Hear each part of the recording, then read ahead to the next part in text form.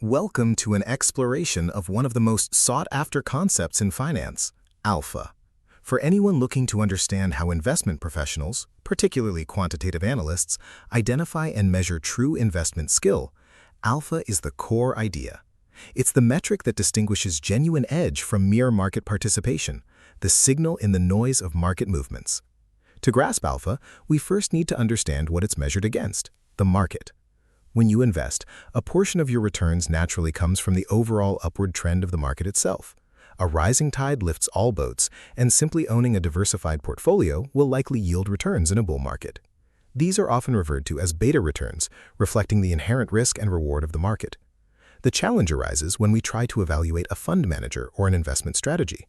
If a fund returns 10%, is that due to the manager's genius, or simply because the entire market went up by 9%? Traditional return figures alone don't tell us enough. We need a way to isolate the unique contribution of the investor, the part of the return that isn't just riding the market's coattails. This is where alpha enters the picture. Alpha represents the excess return of an investment relative to the return of the benchmark index or market. It's the performance attributable to the manager's specific decisions, their insights, their skill, or their proprietary model. Alpha is the edge beyond the market, indicating that an investment has outperformed what would be expected given its level of market risk. Quants, or quantitative analysts, obsess over alpha. For them, it's not enough to simply beat the market. They need to understand why. They decompose returns to identify what truly belongs to their strategy's unique insights versus what is simply a result of broad market exposure.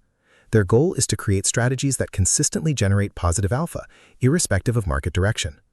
A foundational tool for understanding alpha is the Capital Asset Pricing Model, or CAPM. This model helps establish the expected return of an asset based on its sensitivity to market risk, known as beta. The CAPM formula is often expressed as RI equals RF plus beta I times RM minus RF plus alpha I. Here, RI is the expected return of the investment, RF is the risk-free rate, beta I is the investment's beta, RM is the expected market return, and alpha I is our alpha, the excess return.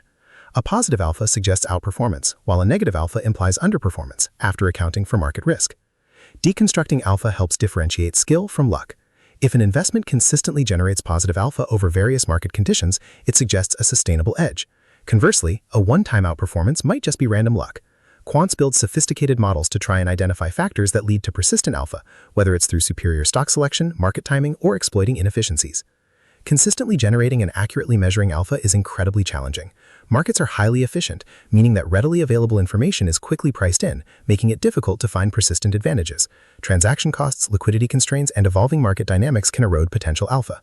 Furthermore, differentiating true alpha from statistical noise or temporary market anomalies requires rigorous analysis and a long-term perspective. In essence, alpha is the holy grail for active investors.